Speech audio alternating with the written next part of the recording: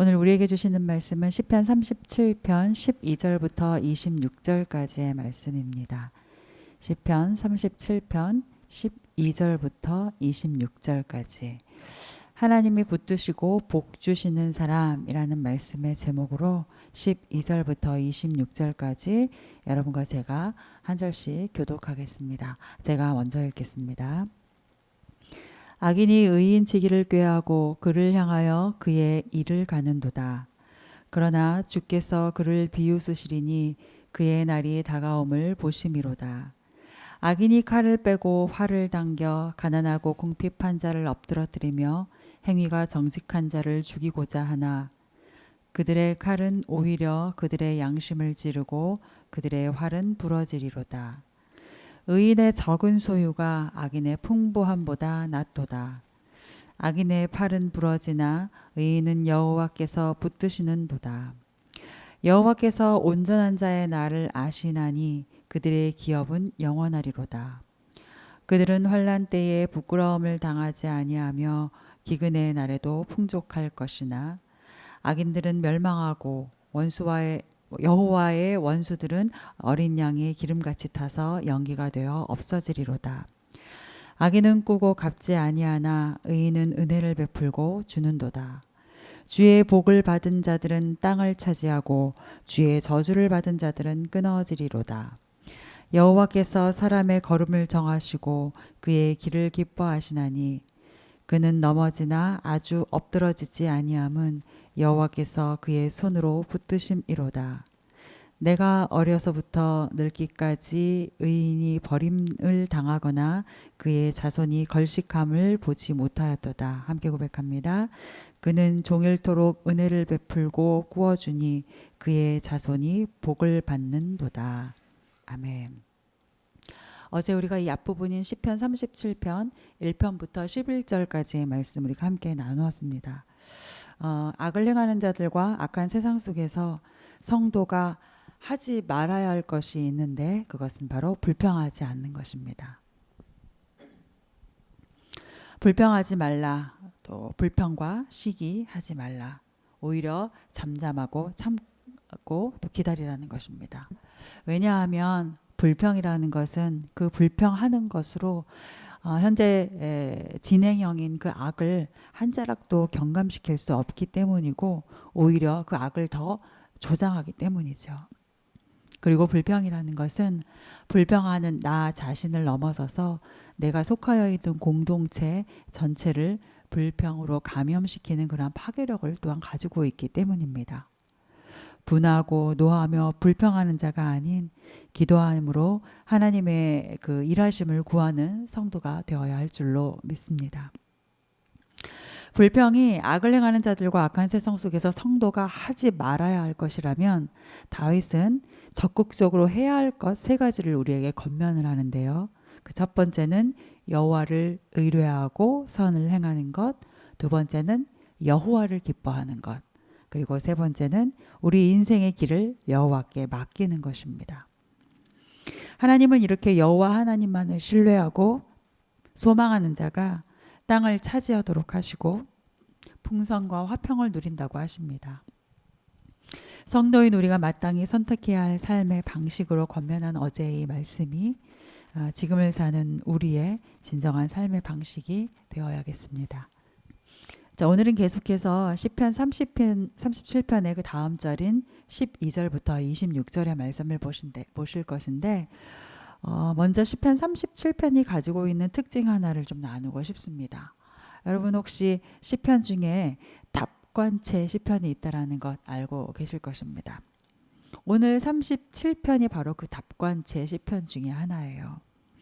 들으신 적이 있으실 텐데요. 답관체라는 것은 시의 각 행이나 각 연의 그 첫머리를 알파벳 순서에 따라서 시작을 하는 것이죠.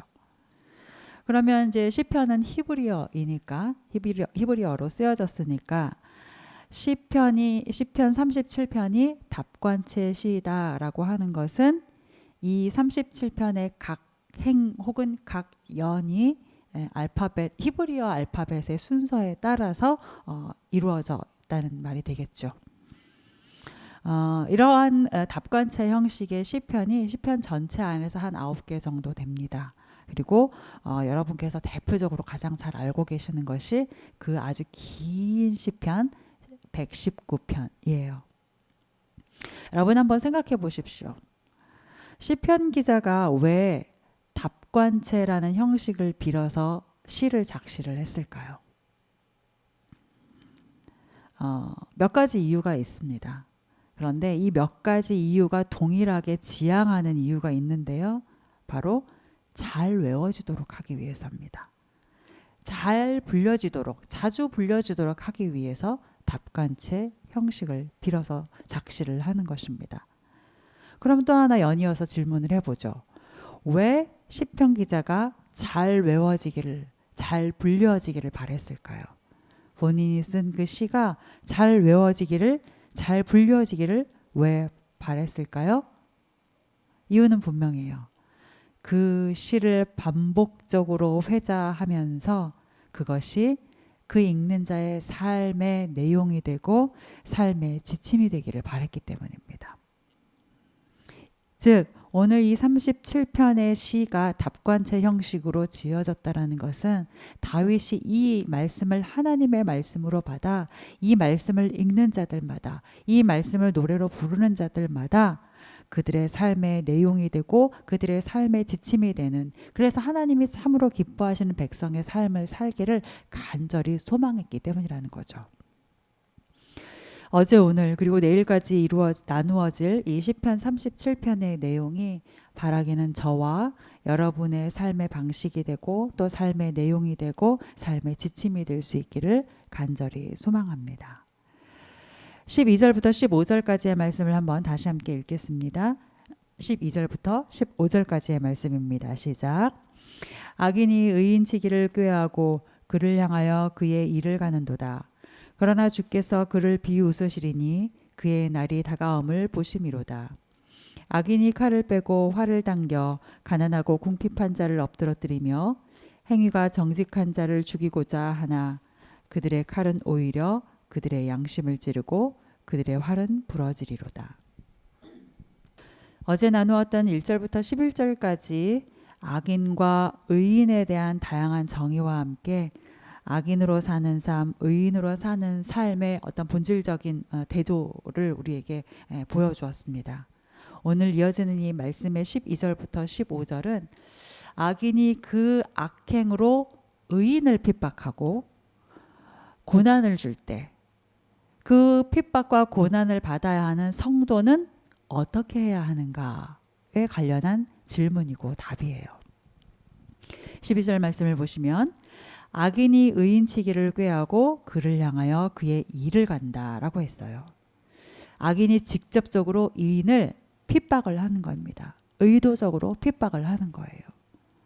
고의적으로 의인에게 고난을 주는 상황입니다. 게다가 여기서 뒷부분에 일을 간다라고 하는 것은 악인이 적어도 자기 입장에서의 어떤 합리적인 이유조차 없이 감정적인 분노를 의인에게 쏟아붓는 거예요. 감정적인 분노로 의인에게 고난과 억압을 주는 것입니다. 그러니까 의도적인 괴롭힘 그리고 감정적인 억압이라는 모든 방식의 핍박과 고난이 의인에게 향하는 거죠. 여러분이 이 의인의 입장이라면 어떻게 하시겠습니까? 우리가 어제부터 계속해서 악인이 악을 행할 때 우리는 이러해야 됩니다 라는 말씀을 들었고 마음으로 입으로 여러분 아멘을 했을 텐데, 그렇게 아멘을 하기는 했으나 당장 내가 바로 이러한 핍박과 이러한 고난을 받는다라고 하면 어제 들었던 그 말씀 순간 안 들은 걸로 하고 싶어지지 않을까요? 뭔가 즉각적이고 강력한 리액션을 내가 취해야 된다라고 생각하고 또 나도 모르게 그런 리액션들이 나가게 될 것 같습니다. 그런데 13절 말씀을 한번 보시죠. 13절 말씀에서 그러나 주께서 그를 비웃으시리니 그의 날이 다가옴을 보심이로다. 악인의 의도적이고 감정적인 핍박에 대해서 반응이 나옵니다. 나오기는 하는데 주의 깊게 봐야 할 것은 악인의 핍박에 대한 그 반응을 주께서 하세요. 악인이 의인을 핍박을 했으니 정상적으로 봤을 때 반응을 보여야 하는 건 핍박을 받는 의인이죠. 의인이어야 합니다. 그런데 오늘 말씀에서 보면 의인보다 성도보다 주님이 더 먼저 반응을 하십니다. 여러분, 어제 우리가 나누었던 말씀 1절부터 2절 그리고 7절부터 8절까지의 말씀을 좀 기억해 보실 수 있기를 원해요. 그 말씀에서 악을 행하는 자들 때문에 불평하지 말라고 했어요. 오히려 잠잠하고 참고 기다리라고 하였습니다. 여러분, 불평하지 말라. 행악 앞에서 불평하지 말라. 오히려 잠잠하고 참고 기다리라고 하신 말씀은 오늘의 이 나누어지는 12절 13절의 말씀처럼 나 여호와가 보고 있고 나 여호와가 행할 것이니 너는 잠잠히 내가 행하는 것을 보아라 라는 의미로 잠잠하고 기다리라고 하신 거라는 것을 우리가 알 수 있습니다. 사랑하는 여러분, 14절의 말씀, 악인이 칼을 빼고 활을 당겨 가난하고 궁핍한 자를 엎드러뜨리며 의인을 죽이고자 하는 것과 같은 모든 핍박의 상황 속에서도 잠잠하고 참고 기다리라고 하시는 것은 결코 하나님의 무기력해서가 아니라는 것 꼭 기억하시기 바랍니다.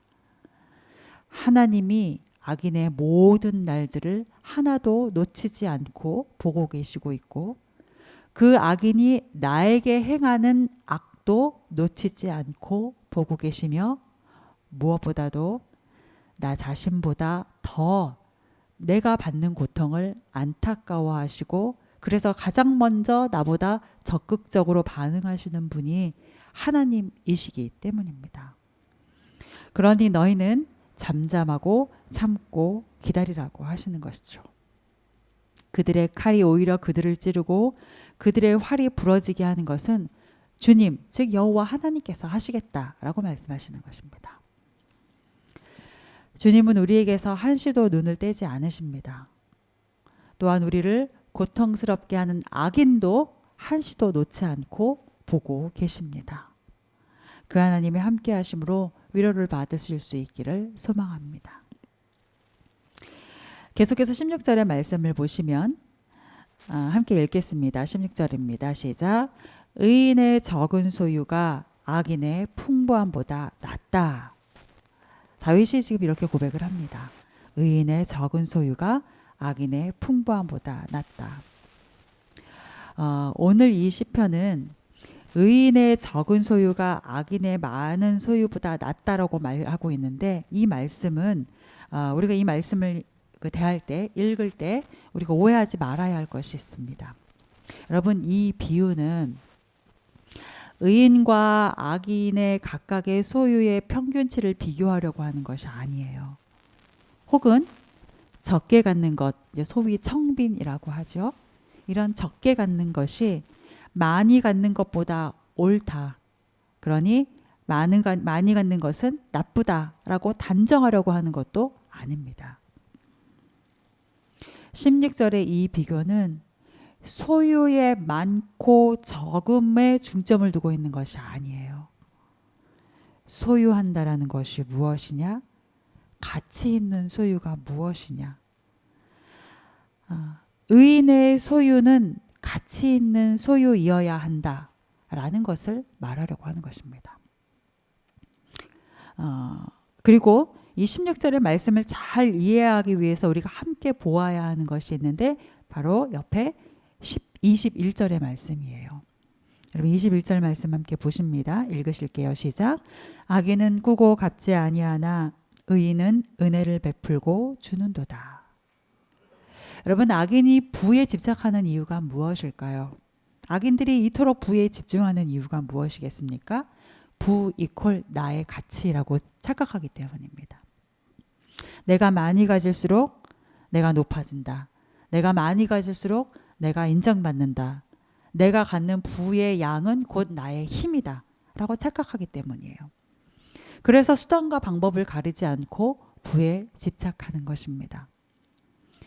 21절 앞부분 악인은 꾸고 갚지 않는다 매우 순박하게 지금 표현을 했지만 사실 이 국어 갚지 않는다라는 것은 사기, 횡령, 거짓, 억압 등등의 온갖 악하고 나쁜 방법을 말하는 것이고 악인은 이러한 온갖 나쁜 방법으로라도 더 많이 갖는 것에 집착한다라는 것이에요. 반면에 다윗이 의인의 적은 소유가 악인의 풍성함보다 낫다라고 하는 이유는 무엇이겠습니까? 의인은 많이 갖는 것에 집착하지 않기 때문이에요.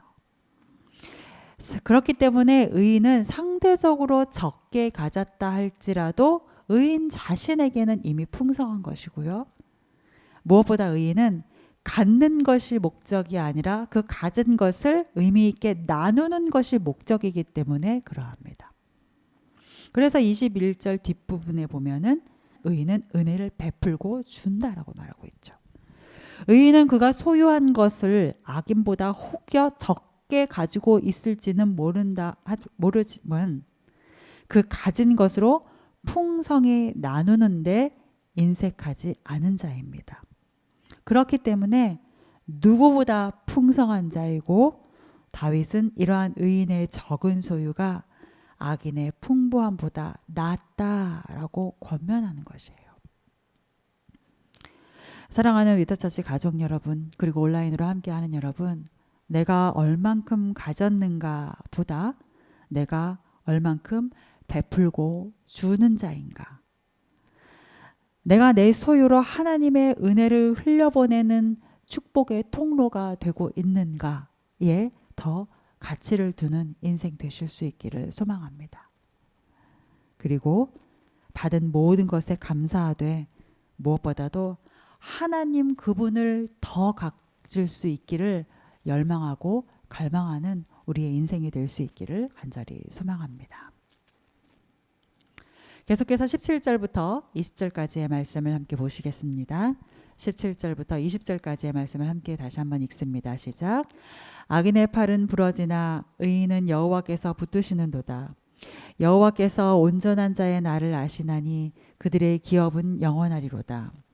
그들은 환난 때에 부끄러움을 당하지 아니하며 기근의 날에도 풍족할 것이나 악인들은 멸망하고 여호와의 원수들은 어린 양의 기름같이 타서 연기가 되어 없어지리로다. 자, 다윗은 다시 악인과 의인을 대조하면서 악인이 어떠한지 의인이 어떠한지를 말함과 함께 이제는 하나님이 악인에게 어떻게 행하시는지 그리고 의인에게 하나님이 어떻게 행하시는지를 보다 더 중점적으로 지금 설명을 하고 있어요. 자, 17절. 악인의 팔은 부러지나 의인은 여호와께서 붙드시는도다. 여러분, 팔이라는 것은 신체의 일부이기도 하지만 여기서는 이 사람의 팔이라는 신체의 일부를 들어서 사람의 힘, 사람의 능력을 지금 표현하고 있습니다. 그러니까 따라서 악인의 팔이 부러진다라는 것은 악인이 스스로 자랑하는 힘, 그의 능력, 그의 권세를 하나님께서 무력하게 하신다라는 것이죠. 그리고 반대로 의인은 붙드신다는 겁니다. 악인이 의인을 핍박하고 무너뜨리려 할지라도 하나님께서는 의인을 붙드십니다. 하나님께서는 의인 그를 떠받치고 계십니다. 또한 18절 말씀, 여호와께서 온전한 자의 날을 아시나니 그들의 기업은 영원하리로다. 여러분, 여기서 온전한 자는 앞서 언급된 의인을 말하는 것이죠. 그러니까 온전한 자의 날이란 의인의 하루하루, 즉 의인의 평생을 말하는 것입니다. 따라서 온전한 자의 날을 아신다라는 것은 의인의 평생을 세세히 알고 계시며 더 나아가 보호하고 계신다라는 의미예요. 하나님의 아심과 보호하심 아래 있으면 그 기업은 어떻게 될까요? 영원하죠. 우리에게 새로이 매일매일 허락하시는 오늘이라는 날, 이 날 역시 여호와께서 붙드시는 날입니다. 여호와께서 떠받치고 계시는 날입니다. 하나님의 보호하심과 또 아심, 자세히 세세히 아신 그 아심 아래 있는 날인 것 여러분 기억하시고 오늘 하루 하나님과 함께 승리하실 수 있기를 축복합니다. 자, 이렇게 악인과 의인을 대조하며 설명하시고 각각에게 어떻게 행하시는지 설명한 다윗은 이제 그 시선을 의인에게 고정해요. 그리고 의인에게 고정하여서 하나님이 의인과 그 후손에게 행하시는 은혜를 설명을 합니다. 23절부터 24절까지의 말씀 우리 함께 읽겠습니다. 시작. 여호와께서 사람의 걸음을 정하시고 그의 길을 기뻐하시나니 그는 넘어지나 아주 엎드러지지 아니함은 여호와께서 그의 손으로 붙드심이로다. 먼저 하나님이 의인 당사자에게 베푸시는 은혜는 그의 걸음을 정하시고 그의 길을 기뻐하시는 것입니다. 즉 의인의 인생의 주관자가 되어주시는 것이죠. 악인은 미련하게도 자기 인생의 주인이며 주관자가 자신이라고 착각을 해요. 하나님이 그의 인생의 주관자가 되는 것을 거부합니다. 그러나 여러분, 세상의 창조자여 통치자이신 분이 우리 인생의 주관자가 되신다라는 것, 얼마나 복 중에 복이고 은혜 중에 은혜입니까? 물론 하나님이 우리 인생의 주관자이시다라고 하여서 우리가 어떤 어려움도 당하지 않는다라는 것은 아니죠. 어려움도 미혹도 고난도 고통도 당합니다.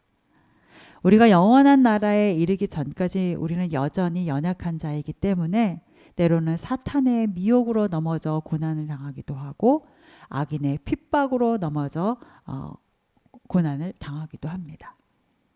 그러나 여러분 24절 말씀을 보시면 우리는 그러한 고통과 고난 가운데 넘어지나 아주 엎드러지지 않는다고 하였어요. 그리고 이 은혜는 우리 자신뿐 아니라 우리 자손에게까지 이르르는데 25절부터 26절까지의 말씀을 함께 보시겠습니다. 25절부터 26절입니다. 시작. 내가 어려서부터 늙기까지 의인이 버림을 당하거나 그의 자손이 걸식함을 보지 못하였도다. 그는 종일토록 은혜를 베풀고 꾸어주니 그의 자손이 복을 받는다. 자, 다윗이 자손 대대에 이르는 복을 지금 고백을 하고 있어요. 우리가 이 25절 26절의 말씀을 보면서 기억해야 할 것이 있습니다.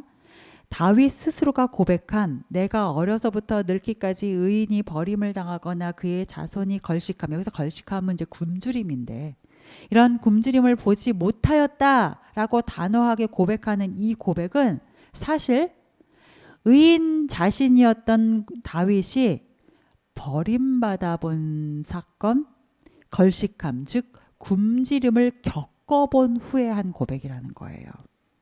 여러분, 다윗의 지난 날을 한번 생각해 보십시오.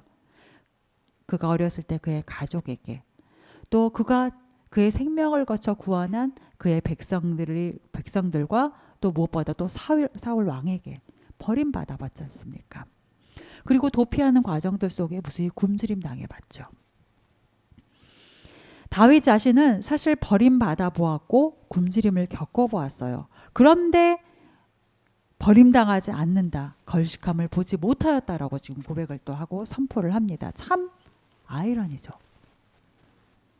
이것은 바로 앞절의 고백, 넘어지나 아주 엎드러지지 않게 하시는 하나님의 손, 이 손을 인간적으로 버림당함과 인간적으로 굶주림 당함 속에서 함께 겪었기 때문에 그래요. 넘어지나 아주 엎드러지지 않게 하시는 하나님의 그 손을 버림당함과 굶주림 속에서 동일하게 함께 겪었기 때문입니다. 즉 다윗은 사람에게 버림받음을 당함으로 하나님께 버림당하지 않음을 겪은 것이고, 핍박 중에 굶주림으로 하나님이 손수 먹이시는 것을 경험했기 때문입니다. 그리고 그 자신이 덧입은 하나님의 복에 대한 그 확신으로 의인의 자손들도 그 복을 받는다라고 담대히 선포할 수 있었던 것이죠. 사랑하는 여러분, 오늘 우리가 의인의 삶으로 살겠노라라고 결심하고 선택하는 그 삶이 우리가 우리 자손에게 물려줄 수 있는 가장 큰 유산이라는 것 기억하실 수 있길 바랍니다. 우리의 자손과 다음 세대에게 가장 좋은 것 남겨주기를 원하십니까? 오늘 하루 의인된 삶을 선택하시고 그 삶을 살아내시면 됩니다. 그것이 우리의 자손과 우리의 자녀와 우리의 다음 세대에게 남겨줄 수 있는 가장 큰 복이고 유산입니다. 그것이 최고의 복이요, 최고의 복으로 하나님 안에서 사는 누리는 은혜인 것 여러분 기억하시면서 오늘 하루 승리하실 수 있기를 축복합니다. 우리 말씀을 기억하며 함께 기도하시겠습니다.